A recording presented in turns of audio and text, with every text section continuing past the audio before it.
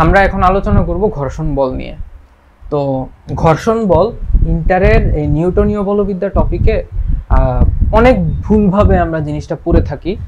বইয়ে অনেক কিছু সঠিকভাবে আছে, আমি যতটুকু বই দেখেছি, বাট সবকিছু আসলে বুঝে উঠতে পারি না। আবার অনেক ক্ষেত্রে একটা এক্সকিউজ থাকে যে ম্যাথ করতে গিয়ে তো এত কিছু জানারও দরকার পড়ে না।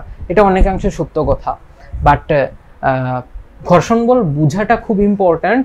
অনেক কনসেপচুয়াল এমসিকিউ বা হচ্ছে কনসেপচুয়াল ম্যাথ তুমি করতে পারবে না। যেমন একটা কমন কোয়েশ্চেন, স্থিতি ঘর্ষণ এবং গতীয় ঘর্ষণের মান সমান হবে কি হবে না, আর দুইটাই যদি কোয়েশ্চেনে দেয়া থাকে কোনটা ইউজ করব, এগুলা নিয়ে হচ্ছে অনেকে কনফিউশনে পড়ে যায় এবং কি ভুল করে থাকে। তো এখন তুমি যদি স্থিতি ঘর্ষণ এবং গতি ঘর্ষণ এই দুইটার মধ্যে পার্থক্য করতে না পারো, তাহলে তুমি ম্যাথেও গিয়ে হচ্ছে ভুলটা করবা। ওকে, আরো কিছু প্রচলিত কথা আছে, যেমন ঘর্ষণ বল সবসময় গতির বিপরীতে কাজ করে, কিন্তু এই জিনিসটা কি আসলে সবসময় সত্য কিনা সেটা আমরা বুঝে উঠতে পারি না, বা কখন সত্য এই কথাটা বা কখন সত্য না, এগুলোর মধ্যে পার্থক্য করতে হবে। আর ঘর্ষণ বল গাণিতিকভাবে কিভাবে আমরা এক্সপ্রেস করি বা এই জিনিসটার উদ্ভব হয় কোত্থেকে, সেই জিনিসটাও আসলে অনেকে বুঝে উঠতে পারে না। তো সর্বপ্রথম আমরা ঘর্ষণ বল কি সেইটা আগে আলোচনা করব, এরপরে ঘর্ষণ বলের প্রকারভেদ নিয়ে আমরা কথা বলবো। সো ফার্স্ট অফ অল ঘর্ষণ বল। তো ঘর্ষণ বল এই জিনিসটা কাজ কি, এটার কাজ কি, কাজ নিয়ে আলোচনা করব। ঘর্ষণ বলের কাজ। সো ফার্স্ট অফ অল তার কাজ, আমি ভুল ইনফরমেশন গুলো আপাতত দিচ্ছি না, আমি কারেক্ট ইনফরমেশনটা আগে বুঝে এরপরে ভুলটা তোমরা অটোমেটিক বুঝে যাবা। তো ঘর্ষণ বলের কাজ হচ্ছে সব সময় আপেক্ষিক গতিকে কমানো, দুইটি তলের মধ্যে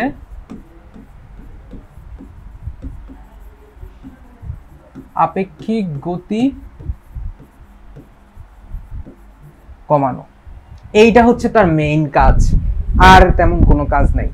ওকে, এবার হইলো কিভাবে ক্রিয়া করে, কিভাবে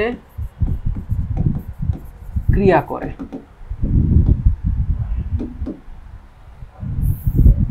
আচ্ছা, ফার্স্ট অফ অল হচ্ছে দুইটি তলের সংস্পর্শ সিচুয়েশনে ঘর্ষণ বল ক্রিয়া করে।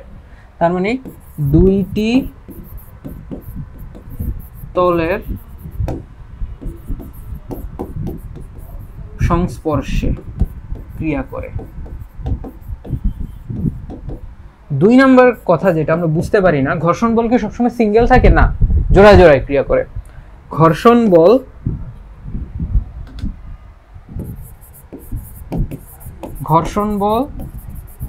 সব সময় জোড়ায় জোড়ায় ক্রিয়াশীল দুইটি তলের মধ্যে।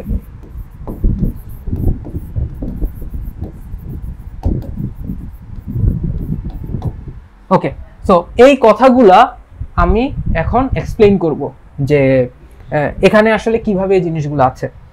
তো এখন আসো নেক্সট, আমার এই ঘর্ষণ বল আসলে দুইটা তলের মধ্যে কিভাবে ক্রিয়াশীল।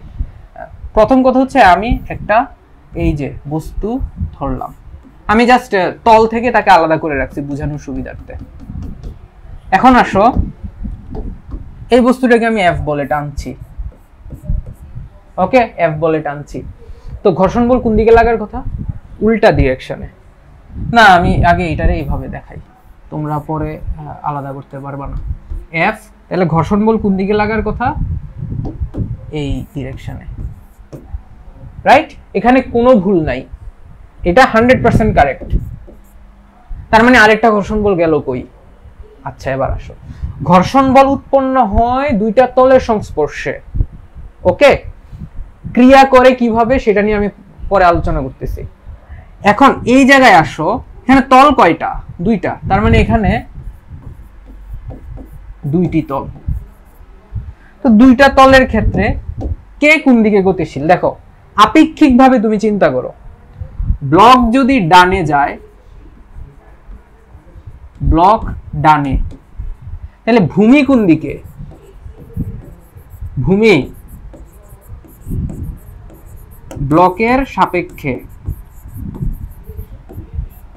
বামে,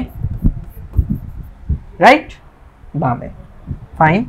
তাহলে এবার দেখো তো ব্লক এদিকে যাচ্ছে, ডান দিকে যাচ্ছে, তাইলে ভূমির কারণে ব্লকের উপরে ফ্রিকশন ফোর্স কোন দিকে লাগবে? বাই আর্থ। আমি ভূমি দিলাম, মানে আর্থ পৃথিবীর কারণে বুঝাইলাম। তাইলে পৃথিবীর কারণে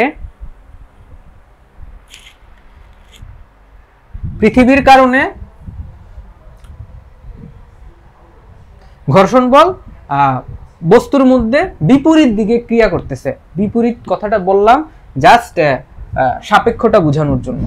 এবার আসো তাইলে ইয়ে কোন দিকে গতিশীল? ভূমি গতিশীল হচ্ছে এই ডিরেকশনে, ভূমি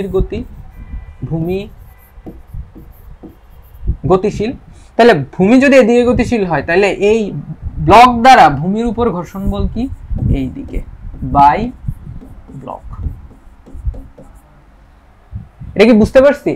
এই জিনিসটা কি ক্লিয়ার? এটা ক্লিয়ার হইতে হবে। দেখো ভূমি আপেক্ষিকভাবে এদিকে গতিশীল, কার সাপেক্ষে? ব্লকের সাপেক্ষে। তাহলে এদিকে ফ্রিকশন ফোর্স কাজ করবে। তার মানে ফ্রিকশন ফোর্স কি হইল? দুইটা তলের মধ্যেই আছে আজীবন।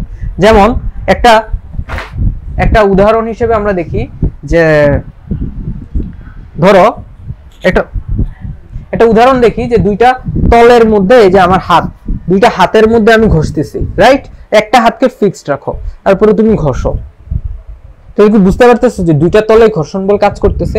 এবার তুমি এক কাজ করো, দুইটা তল গতিশীল।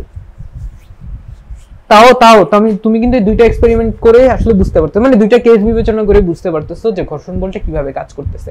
এখন আমরা বুঝবো যে আপেক্ষিক গতি জিনিসটা এখানে কিভাবে কানেক্টেড। তাহলে দেখো,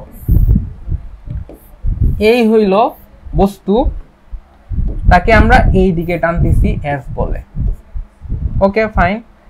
তাইলে তার মধ্যে এই দিকে হইল একটা ব্যাগ আছে, আর তলের ব্যাগ তাহলে কোন দিকে? এই দিকে। এখন হচ্ছে আপেক্ষিক গতি। আমরা কার সাপেক্ষে বিবেচনা করতেছি? বস্তুর সাপেক্ষে। তাহলে যার সাপেক্ষে, ধরো ভি দিলাম, যার সাপেক্ষে সে পড়ে,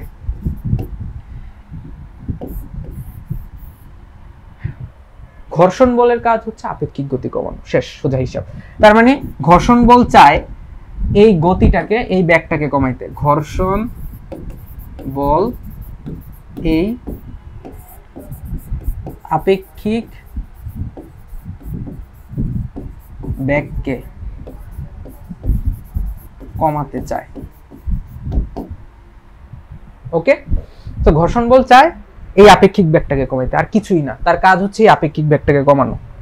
তো আপেক্ষিক গতি কমানো বা আপেক্ষিক ব্যাগ কমানো, যেটা তোমরা মিন করো, বুঝতে পারো আর কি। বুঝতে পারছি? তো এখন দেখো যে এই জিনিসটার উদ্ভব হয় কিভাবে। তলের সংস্পর্শে ঘর্ষণ বলের উদ্ভব হয়। তাহলে ঘর্ষণ বলের গাণিতিক সংজ্ঞা।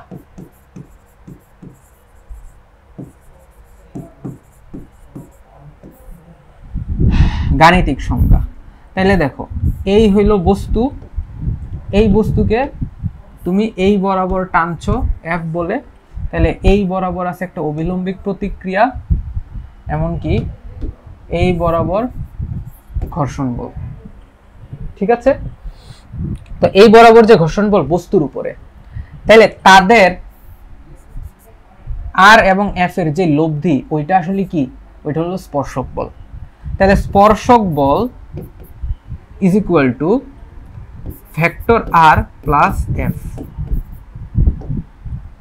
তার মানে দাঁড়াচ্ছে কি? এইটা হইল তলের স্পর্শ বল। আচ্ছা, কিভাবে কাজ করে? এখানে আরেকটা কথা আছে, কিভাবে ক্রিয়া করে? তলের সাথে তলের স্পর্শক বরাবর, তলের স্পর্শক বরাবর। তাহলে বুঝতে পারতেছি, দেখো এখন তাহলে স্পর্শ বল, এই যে স্পর্শ বল সি এর দুইটা উপাংশ আছে, এক হইল আনুভূমিক উপাংশ আর একটা হইল উলম্ব উপাংশ। তাইলে এইটা হইল আনুভূমিক উপাংশ আর এইটা হইল উলম্ব উপাংশ। তার মানে স্পর্শক বলের আনুভূমিক উপাংশটাই হচ্ছে ঘর্ষণ বল, সোজা কথা, এইটাই গাণিতিক সংজ্ঞা। তাহলে স্পর্শক বলের যে আনুভূমিক উপাংশ এইটাই ঘর্ষণ, আর স্পর্শক বলের যে উলম্ব উপাংশ আছে ওইটা অবিলম্বিক প্রতিক্রিয়া।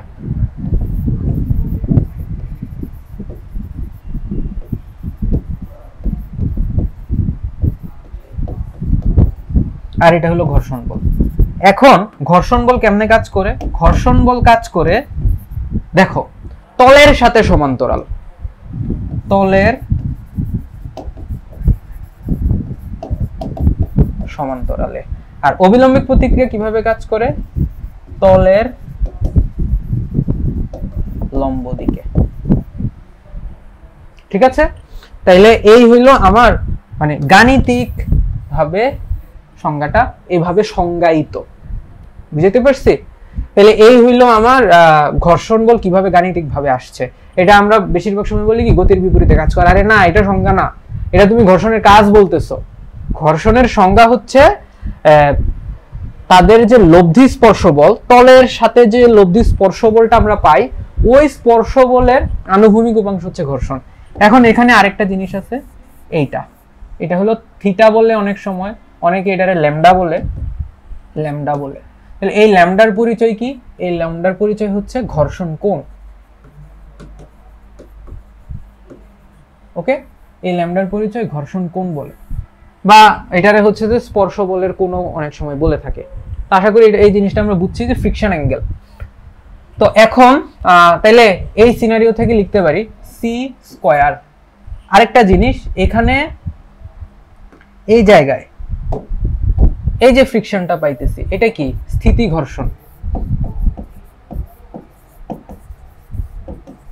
স্থিতি ঘর্ষণের ম্যাক্সিমাম ভ্যালু। ওকে, তো C square is equal to F square plus R square. তাহলে C is equal to square root of F square plus R square.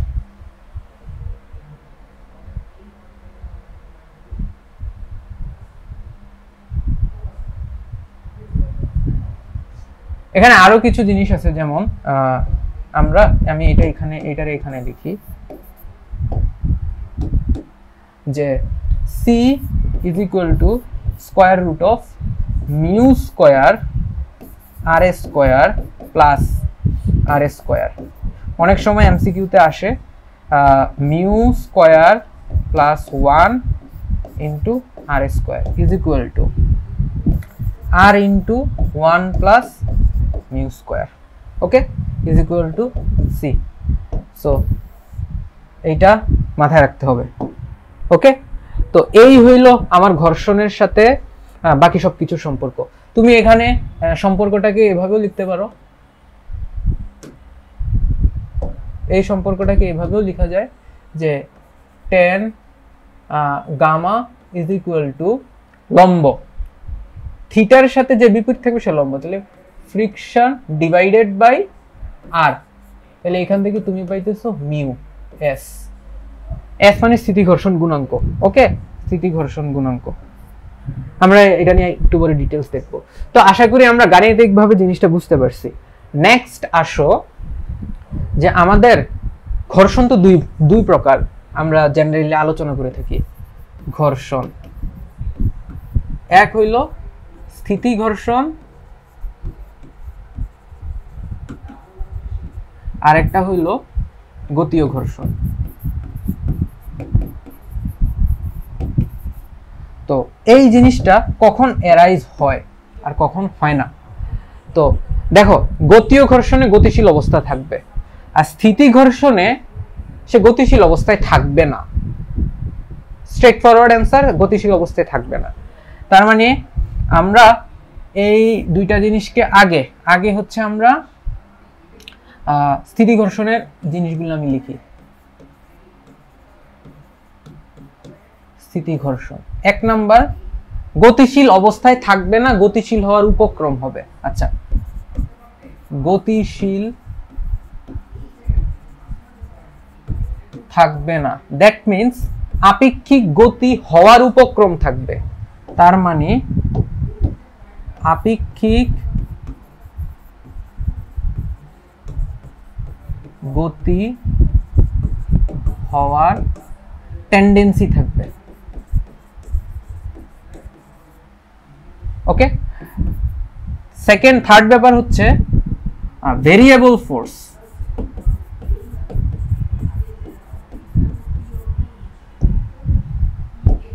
Variable force এরপরে হইল গতিশীল হওয়ার উপক্রম হলে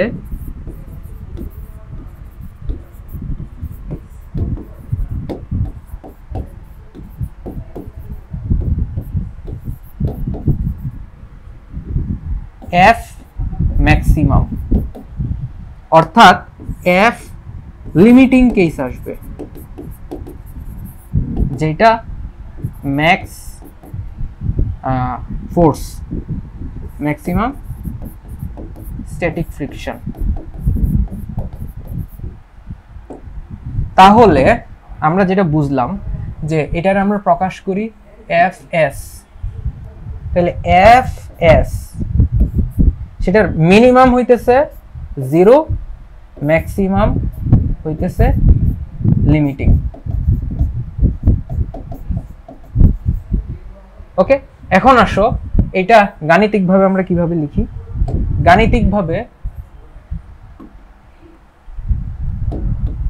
গাণিতিকভাবে এফ অফ এস ম্যাক্সিমাম পর্যন্ত হবে মিউ ইনটু আর। তাহলে F S F maximum is equal to mu s into r।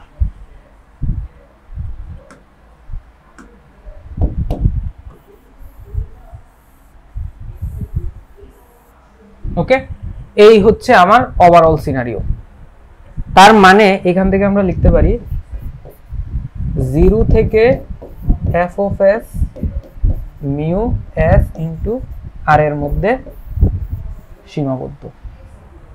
Okay, next আসো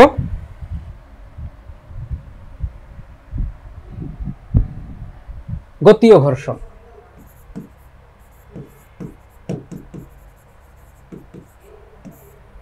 আচ্ছা, 1 নাম্বার সিনারিও হচ্ছে যে আপেক্ষিক গতি থাকবে, মানে গতিশীল অবস্থায়।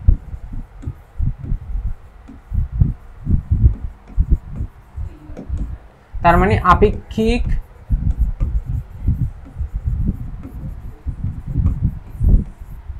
গতি থাকবে, কিন্তু সেটা মিনিমাম।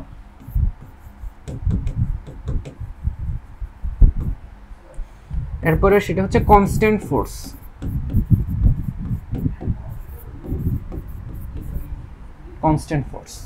ঠিক আছে, কনস্ট্যান্ট ফোর্স। আর সেটা কিভাবে বৃদ্ধি পাবে? ওজন বাড়ার সাথে সাথে জিনিসটা বৃদ্ধি পাবে। তার মানে এই যে এইটারে আমরা কি দ্বারা প্রকাশ করি? F K. এর মানে হলো kinetic friction, F K equal to mu K into R. Okay, তো এখান থেকে আমরা বলতে পারি এই যে এফ কেটা সেটা আর এর সাথে সম্পর্কিত। ওকে, আর আমরা কিন্তু ঘর্ষণ, এই যে স্থিতি ঘর্ষণের ক্ষেত্রে এই সব সময় আর এর সাথে সেটা সমানুপাতিক সম্পর্ক দেখাইতে পারি না, এটা আমাদের কিন্তু মাথায় রাখতে হবে।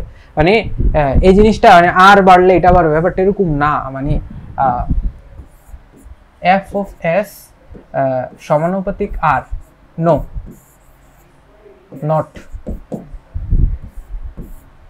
কেন সেটা একটু পরেই বুঝতে পারবা, এখন না, একটু পরে আমি এটা বুঝাবো।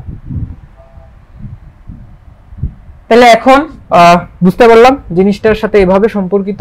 তাহলে এটা একটা কনস্ট্যান্ট ফোর্স, সে আপেক্ষিক গতি কমাইতে চায়, আপেক্ষিক গতি থাকবে ওই সিচুয়েশনে, থাকবে মিনিমাম কনস্ট্যান্ট ফোর্স, তার একটা সমীকরণ আছে, সেটা ফিক্সড।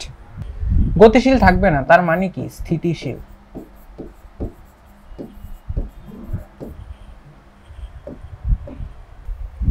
আমরা কিছু ফ্রিকশনের অবজারভেশন দেখব। তো ফার্স্ট সিচুয়েশন, আমরা প্রযুক্ত বল 0, ঘর্ষণ বল 0, লব্ধি বল 0, কোনো অবস্থাতে নাই, মানে স্থির, স্থির, নো ফ্রিকশন, মানে অস্তিত্ব নাই, মানে কোনো ঘর্ষণ বলের অস্তিত্ব নাই। এরপরে আসো, আমি 50 দিলাম, ঘর্ষণ বল 50, লব্ধি বল 0, তাহলে স্থির। তাহলে এই জায়গায় ঘর্ষণ বল কি? স্থিতি। এরপরে দেখো, আমি এরপরে দিলাম হচ্ছে 80 নিউটন, ঘর্ষণ বল 80, লব্ধি বল 0, স্থির। তাহলে এই সিচুয়েশনে কি? স্থিতি ঘর্ষণ। এই জিনিসগুলো না লিখে আমি একদম চিহ্ন আকারে দেখাই।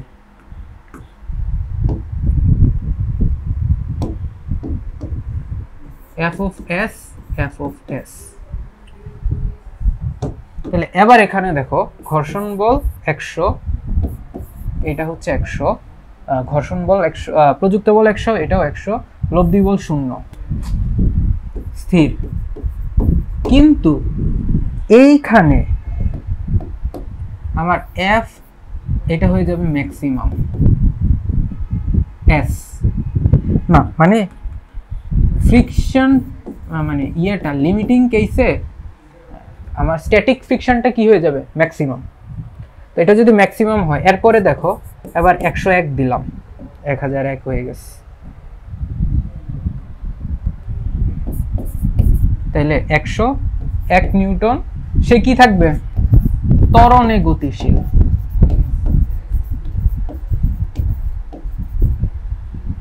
তাহলে তখন কি আসবে? এফকে। এরপরে আমি কি করলাম? 80 দিলাম, তাহলে এটা কি হয়ে যাবে? 80। তাহলে এই সিচুয়েশনে লব্ধি কি হবে? 0। এটা কি হবে? সমবেগে গতিশীল। তখন কি থাকবে? এফকে। তাহলে কি সিনারিওটা বুঝতে পারছো? যে আমার গতিশীল সিচুয়েশন থেকে আমি যখন বল কমাচ্ছি, তখন যদি লব্ধি বল 0 হয়, তাহলে তখন আমার কি হবে? সমবেগে গতিশীল থাকবে, এবং তখন গতি ও ঘর্ষণ কাজ করবে। ওকে, তো এই জিনিসটা বোঝাটা খুব ইম্পর্টেন্ট। কখন সমবেগ, কখন সমবেগ, কখন ত্বরণ, কখন স্থির, বুঝাইতে পারছি? বা কখন এই স্থির অবস্থায় স্থিতি ঘর্ষণ আসবে। ওকে, দেখো এটা কিন্তু লিমিটিং না, এই হচ্ছে সর্বোচ্চ, ম্যাক্স, এটাও ম্যাক্স। ঠিক আছে, আমরা স্থিতি ঘর্ষণ থেকে ঘর্ষণ বল কমে গেলে তখন আমরা কি করব? মানে সে তার স্থিতি ঘর্ষণ, স্থির অবস্থায় থাকলে স্থিতি ঘর্ষণ, আর গতিশীল অবস্থা থেকে স্থির অবস্থার সিনারিও, মানে ঘর্ষণ বল কমে গেলে সমবেগে গতিশীল। তোমাদের কিছু মানে মিসকনসেপশন থাকে বা ভুল আইডিয়া থাকে, এবং ওই জিনিসগুলো যে মিসকনসেপশন বা মিসআন্ডারস্ট্যান্ডিং থেকে তৈরি হয়, ওইটা আমরা আসলে বুঝতে পারি না। ওকে, তো আমি হচ্ছে কিছু জিনিস ফাইন্ড আউট করে তোমাদেরকে ট্রাই করব যে বোঝানোর জন্য। এক হইল, ঘর্ষণ সব সময় গতির বিপরীতে কাজ করে না। করে, কখন করে, কখন গতির বিপরীতে থাকবে, এইটা আমি আগে বুঝে। যেমন ধরো এই যে একটা বস্তু, আমার এই গ্রাউন্ড বা এখানের যে বস্তুটা এটা হচ্ছে ফিক্সড, তাহলে এই ফিক্সড সিনারিওতে দেখো বস্তু এদিকে যাচ্ছে, এদিকে যাচ্ছে, তার মানে সে এই বস্তুটা কি কি হইতে পারবে না, অবজেক্ট মাস্ট বি এই যে রেক্টেঙ্গুলার মানে আয়তাকার, আয়তাকার ব্লক বা বিন্দু বস্তু। ওকে, এমনকি আমার যে নিচের ভূমিটা সেটা সবসময় কি হইতে হবে, ফিক্সড। এরকম সিনারিওতে আমরা বলতে পারি যে গতির বিপরীতে কাজ করে। তাইলে এখন দেখো এই যে এই দিকে ঘর্ষণ, আরেকটা জিনিস আছে, ঘর্ষণ গতির বিপরীতে কাজ করে, সেটা আপেক্ষিক। তার মানে ঘর্ষণ গতির বিপরীতে কাজ করে, এটি ওই বস্তুর গতির সাপেক্ষে। ওকে, ওই বস্তুর গতির সাপেক্ষে। যেমন এই বস্তুর কাছে মনে হচ্ছে ঘর্ষণ এদিকে কাজ করতেছে, এটা আপেক্ষিক। তার মানে এই জিনিসটা আপেক্ষিক, আপেক্ষিক ধারণা। শুধুমাত্র কার জন্য খাটবে, এই বস্তুর জন্য খাটবে, অন্য কিছুর জন্য খাটবে না। তাহলে ঘর্ষণ বিপরীতে কাজ করে না, এরকম উদাহরণ আমরা যদি দিতে চাই, এরকম উদাহরণ হচ্ছে এই যে রাস্তায় বাঁক নেওয়া, রাস্তায় যখন বাঁক নিবে, এটা নিয়ে আমরা আলোচনা করব। এই যে রাস্তায় বাঁক নিচ্ছে, ওকে, তো ধরো এই হইলো একটা গাড়ি বাঁক নিচ্ছে, ওকে, তো বাঁক নিচ্ছে যে এই যে সে বাঁক নিচ্ছে, এই বরাবর তার স্থিতি ঘর্ষণ কাজ করে, আর এই বরাবর তার হলো গতীয় ঘর্ষণ কাজ করে।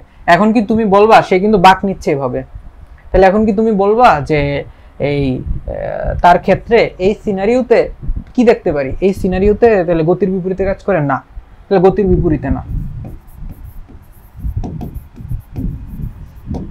গতির বিপরীতে নয়। এবার আরো উদাহরণ, যেমন সাইকেল, সাইকেলের চাকার ক্ষেত্রে, সাইকেলের চাকার ক্ষেত্রে যখন দেখি, সাইকেলের চাকার ক্ষেত্রে যখন ঘুরে, সাইকেল যখন ঘুরে, বাইসাইকেলের গতির ক্ষেত্রে কি হয়, বাইসাইকেলের গতির ক্ষেত্রে পিছনের চাকা সামনের দিকে ফ্রিকশন পায়, সামনের চাকা পিছনের দিকে ফ্রিকশন পায়। ঠিক আছে, এই জিনিসটা আমরা মানে এমনিতে বুঝে উঠতে পারি না, আমি যখন বৃত্তাকার গতি পড়াবো তখন এই জিনিসটা নিয়ে আলোচনা করব। নেক্সট হচ্ছে যে আমরা যখন হাঁটি, এই যে আমরা যখন হাঁটি, ধরো এই হইলো আমাদের পা, আমরা যখন হাঁটি তখন কিভাবে কাজ করে, হাঁটার ক্ষেত্রে এই হইলো তল, হাঁটার ক্ষেত্রে ঘর্ষণ বল কোন দিকে কাজ করে, এই জিনিসটা আমরা ভুল জেনে আসছি এতদিন, যে ঘর্ষণ বল কাজ করে সামনের দিকে, অবিলম্ব বল কাজ করে উপরের দিকে। ঘর্ষণ বল যদি সামনের দিকে কাজ না করে আমরা হাঁটতে পারবো না। এটা আমি মানে এটা ইয়ে করে নাও, মানে এটা ভিজুয়ালাইজ করার ট্রাই করো, তুমি নিজে একটু দেখো।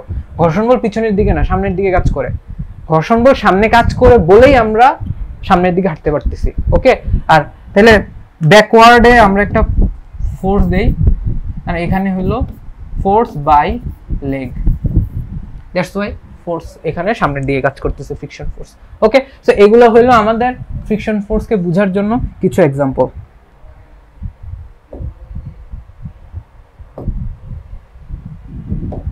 ঘর্ষণ মানে স্থিতি ঘর্ষণ গুণাঙ্ক এবং গতি ঘর্ষণ গুণাঙ্কের মধ্যে মিউ কে থেকে মিউ এস সবসময় বেশি হবে।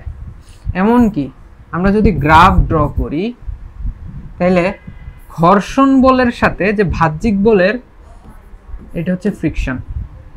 বাহ্যিক বলের মানে ঘর্ষণ বলের সাথে যে বাহ্যিক বলের পরিবর্তন মানে প্রয়োগকৃত বলের সাথে সাপেক্ষে যে বাহ্যিক বলটা বাড়ে সেটা কিন্তু এভাবে সম্পর্কিত। ওকে, তাইলে এইটা হচ্ছে এফ এস ম্যাক্সিমাম। ওকে, এটা কিন্তু এফ এস ম্যাক্সিমাম, তার মানে এই যে এই জিনিসটা কার সাথে সম্পর্কিত, এই কোন সিচুয়েশনে, স্ট্যাটিক বা স্থিরাবস্থায়। কিন্তু যখন গতিশীল হয়ে যাবে তখন সেটা আর ওই সিচুয়েশনে সেটা কনস্ট্যান্টই থাকে। আর এতটুকু অংশ কি, এই যে এটা হচ্ছে কনস্ট্যান্ট, এইটা হলো আমার এফ কে। ওকে, আর এটা হচ্ছে বাহ্যিক বল। আশা করি এই পার্থক্যটা বুঝতে পারছি আমরা।